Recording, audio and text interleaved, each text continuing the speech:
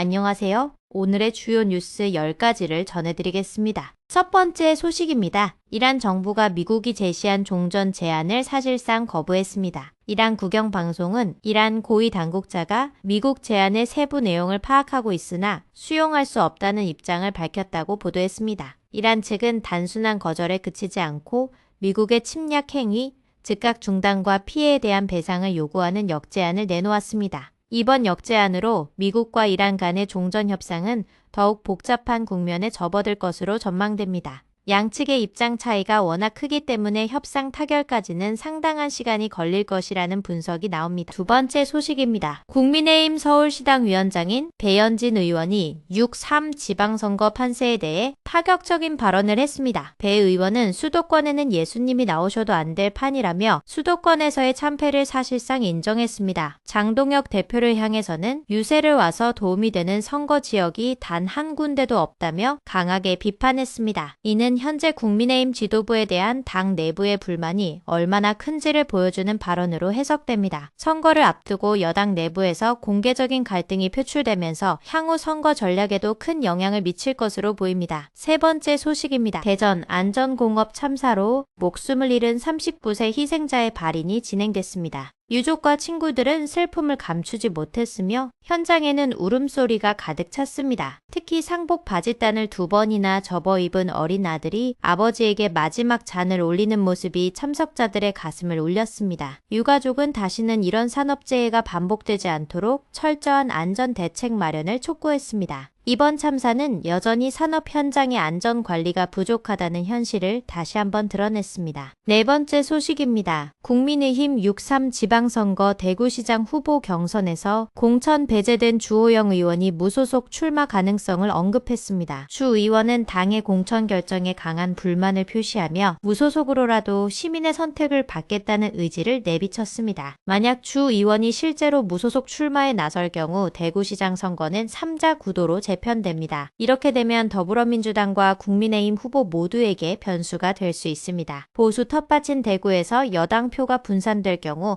선거 결과가 크게 달라질 수 있어 정치권의 관심이 집중되고 있습니다. 다섯 번째 소식입니다. 중동 전쟁의 여파로 국내 비닐 생산업체들이 심각한 원료 부족 사태에 직면했습니다. 경기도 안산시 반월국가 산업단지의 비닐 공장에서는 대부분의 기계가 가동을 멈춘 상태입니다. 업계 관계자는 오일 쇼크 때보다도 상황이 어렵다며 깊은 우려를 표했습니다. 원료 수급이 막히면서 비닐하우스용, 비닐 등 농업 필수 자재의 생산에도 차질이 빚어지고 있습니다. 중동 사태가 장기화될 경우 국내 제조업 전반에 걸쳐 연쇄적인 피해가 확산될 것이라는 전망이 나옵니다. 여섯 번째 소식입니다. 그룹 방탄소년단이 신보 아리랑으로 컴백한 후 전 세계에서 아리랑 떼창 열풍이 이어지고 있습니다. 각국의 팬들이 소셜미디어에 아리랑을 함께 부르는 영상을 올리며 폭발적인 반응을 보이고 있습니다. 하이브 방시혁 의장이 아리랑이 전 세계적으로 울려 퍼질 것이라 예측했는데 이것이 현실이 됐다는 평가입니다. 한국 전통 민요인 아리랑이 K-팝을 통해 글로벌 문화 콘텐츠로 재탄생했다는 점에서 큰 의미가 있습니다. 이번 컴백은 K-팝이 단순한 음악을 넘어 한국 문화를 세계에 알리는 역할을 하고 있음을 다시 한번 증명했습니다. 일곱 번째 소식입니다. 의대와 한의대 그리고 약대에 모두 합격하고도 사범대를 선택한 학생의 사연이 화제가 되고 있습니다. 이 학생은 어릴 때부터 말하고 가르치는 일을 좋아했다며 교육자의 길을 택한 이유를 밝혔습니다. 임태희 경기도 교육감이 자신의 인스타그램에 이 사연을 소개하면서 큰 관심을 끌었습니다. 의대 쏠림 현상이 심각한 우리 사회에서 소신 있는 진로 선택이라는 점에서 많은 이들에게 감동을 주고 있습니다. 교육계에서는 이런 학생들이 더 많아지려면 교원의 처우와 사회적 인식 개선이 필요하다는 목소리가 나옵니다. 여덟 번째 소식입니다. 넷플릭스 애니메이션 K-팝 데몬 헌터스가 미국 맥도날드와의 협업을 예고했습니다. 이번 협업에서는 사자보이즈 맥모닝과 라면 시즈닝 감자튀김 그리고 더피 맥플러리 등 특별 메뉴가 출시될 예정입니다. K-팝 데몬 헌터스는 공개 이후 글로벌 신드롬을 일으키며 한국 애니메이션의 위상을 크게 높였습니다. 세계 최대 패스트푸드 체인과의 협업은 이 작품의 상업적 영향력이 그만큼 크다는 것을 보여줍니다. 한국 콘텐츠가 음식 산업까지 영향을 미치며 새로운 한류의 장을 열고 있다는 평가가 이어지고 있습니다. 아홉 번째 소식입니다.